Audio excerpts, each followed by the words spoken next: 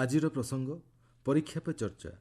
ଆଲେଖ୍ୟ ଆଞ୍ଚଳିକ ସମ୍ବାଦ ବିଭାଗ ଉପସ୍ଥାପନାରେ ମୁଁ ସତ୍ୟରଞ୍ଜନ ମହାପାତ୍ର।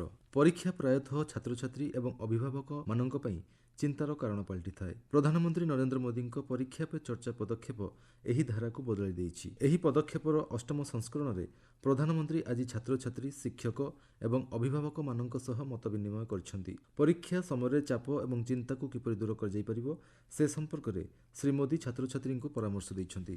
ପୋଷଣ ଏବଂ ସୁସ୍ଥତା ଉପରେ ଗୁରୁତ୍ୱ ପ୍ରଦାନ କରି ପ୍ରଧାନମନ୍ତ୍ରୀ କହିଛନ୍ତି, ରୋଗର ଅନୁପସ୍ଥିତି ସୁସ୍ଥ ରହିବା ସହ ସମାନ ନୁହେଁ। ପ୍ରଧାନମନ୍ତ୍ରୀ କହିଛନ୍ତି, ନିଦ୍ରା ପୋଷଣ ଉପରେ ନିର୍ଭର କରେ। ଚିକିତ୍ସା ବିଜ୍ଞାନ ନିଦ୍ରାର ଗୁରୁତ୍ୱକୁ ସ୍ୱୀକାର କରିଛି। ସକାଳ ଖରାରେ କିଛି ସମୟ ବିତାଇବାକୁ ସେ ଛାତ୍ରଛାତ୍ରୀଙ୍କୁ ପରାମର୍ଶ ଦେଇଛନ୍ତି। ପରୀକ୍ଷା ଫଳାଫଳରେ ନିମ୍ନ ଗ୍ରେଡ୍ ଅନେକ ସମୟରେ ଘରେ ଉତ୍ତେଜନାପୂର୍ଣ୍ଣ ବାତାବରଣ ସୃଷ୍ଟି କରିଥାଏ। ପ୍ରଧାନମନ୍ତ୍ରୀ ଏହି ଆହ୍ୱାନର ସାମ୍ନା କରିବାକୁ କେତେକ ଉପଦେଶ ପ୍ରଦାନ କରିଛନ୍ତି। ପ୍ରତ୍ୟେକ ପରିସ୍ଥିତିର ଆହ୍ୱାନକୁ ସମ୍ମୁଖୀନ ହେବାକୁ ପ୍ରସ୍ତୁତ ରହିବା ପାଇଁ ପ୍ରଧାନମନ୍ତ୍ରୀ ଛାତ୍ରଛାତ୍ରୀଙ୍କୁ ପରାମର୍ଶ ଦେଇଛନ୍ତି। ନିର୍ଦ୍ଧାରିତ ସମୟରେ ଶୟନ କଲେ ଶରୀର ସୁସ୍ଥ ରହିବ ବୋଲି ପ୍ରଧାନମନ୍ତ୍ରୀ ଉଲ୍ଲେଖ କରିବା ସହ ମିଲେଟ୍ସ ଏବଂ ପନିପରିବା ବ୍ୟବହାର ଉପରେ ଗୁରୁତ୍ୱ ପ୍ରଦାନ କରିଛନ୍ତି। ପୁଷ୍ଟିକର ଖାଦ୍ୟର ଗୁରୁତ୍ୱ ଏବଂ ସୁସ୍ଥତା ଉପରେ ପ୍ରାଧାନ୍ୟ ଦେବାକୁ ପ୍ରଧାନମନ୍ତ୍ରୀ ଛାତ୍ରଛାତ୍ରୀଙ୍କୁ କହିଛନ୍ତି। ଆଜିର ମତ ବିନିମୟ ସମୟରେ ତେଲେଙ୍ଗାନା ଛାତ୍ର ଅଲୁଭେଲା ସାଇତେଜା କହିଛନ୍ତି, ପ୍ରଧାନମନ୍ତ୍ରୀଙ୍କ କଥା ପ୍ରେରଣାଦାୟକ ଏବଂ ପରୀକ୍ଷା ସମୟରେ ଏହା ତାଙ୍କ ପାଇଁ ସହାୟକ ହେବ। ସେହିପରି ଅନ୍ୟତମ ଛାତ୍ରୀ ପ୍ରୀତି ବିଶ୍ୱାଳ ଦେଶର ପ୍ରତିଭାବାନ ଏବଂ ପରିଶ୍ରମୀ ଛାତ୍ରଛାତ୍ରୀଙ୍କୁ ପରାମର୍ଶ ଦେବାକୁ ଶ୍ରୀ ମୋଦିଙ୍କୁ ଅନୁରୋଧ କରିଥିଲେ। ଏହାର ପ୍ରତ୍ୟୁତ୍ତରରେ ପ୍ରଧାନମନ୍ତ୍ରୀ କହିଛନ୍ତି, ପରୀକ୍ଷାର ଚାପ ଏବଂ ସନ୍ଦେହକୁ ଦୂର କରିବା ଲାଗି ସକାରାତ୍ମକ ମନୋଭାବ ନେଇ ଅଧ୍ୟୟନ କରିବା ଉଚିତ। ପରୀକ୍ଷା ସମୟରେ ସମୟ ପରିଚାଳନା ସମ୍ପର୍କିତ ଅନ୍ୟ ଏକ ପ୍ରଶ୍ନର ଉତ୍ତରରେ ପ୍ରଧାନମନ୍ତ୍ରୀ କହିଛନ୍ତି, ସମୟକୁ ବୁଝିବା ଅତ୍ୟନ୍ତ ଗୁରୁତ୍ୱପୂର୍ଣ୍ଣ।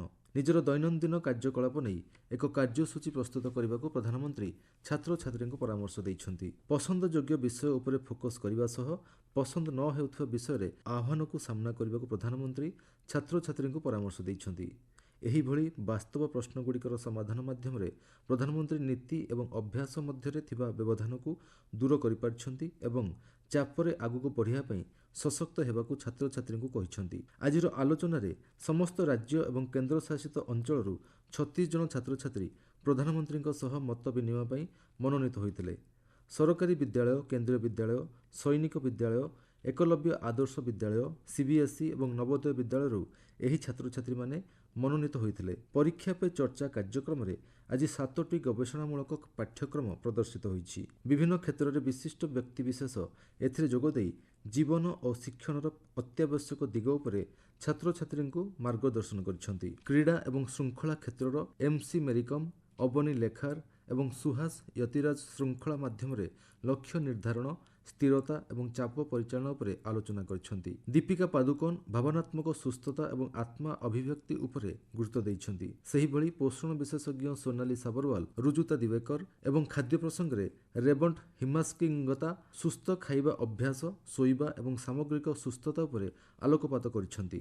ବୈଷୟିକ କ୍ଷେତ୍ରର ବିଶେଷଜ୍ଞ ଗୌରବ ଚୌଧୁରୀ ଏବଂ ରାଧିକା ଗୁପ୍ତା ଶିକ୍ଷଣୀୟ ଉପକରଣ ଓ ଆର୍ଥିକ ସାକ୍ଷରତା ଲକ୍ଷ୍ୟରେ ପ୍ରଯୁକ୍ତିବିଦ୍ୟା ଆଧାରିତ ଗବେଷଣାତ୍ମକ ତଥ୍ୟ ଉପସ୍ଥାପନ କରିଛନ୍ତି।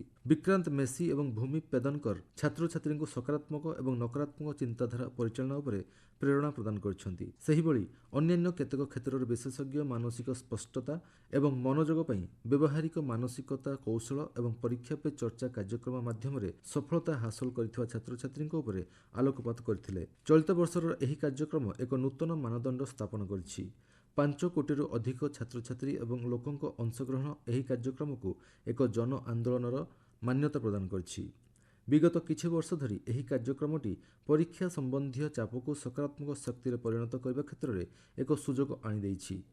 ଅନ୍ତର୍ଭୁକ୍ତିକରଣ ଏବଂ ଅଭିନବ ଆଭିମୁଖ୍ୟ ନେଇ ଛାତ୍ରଛାତ୍ରୀଙ୍କ ସମ୍ପୃକ୍ତି ଏହି କାର୍ଯ୍ୟକ୍ରମର ନିରନ୍ତର ସଫଳତାକୁ ସୁନିଶ୍ଚିତ କରିଛି।